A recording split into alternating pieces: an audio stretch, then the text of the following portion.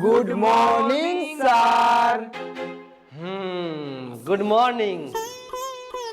का रे सरवा सा तोनी के बाप के जिम्मेदारी बाई हुआ कि 10:30 में स्कूल आवता रे सा। सर जी आज नू पापा से फटाफटी हो गया इसलिए लेट हो गया है, बिहान से नहीं होगा। चल ठीक बा, हई प्रश्न के दे उत्तर तब रख बेंच पर चूतर। बताओ वास्को डी गामा भारत कब आया था?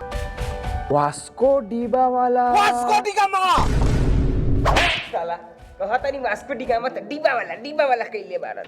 रोक सरवा, एगो कर्जा चढ़ गलू हमरा पर, ब्याज सही तो वापस कर पाऊ। सर वास्को डिगामा भारत कब आया था?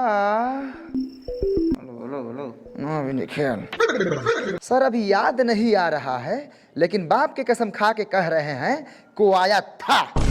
सर ये बाप कसम झूठा नहीं खाता है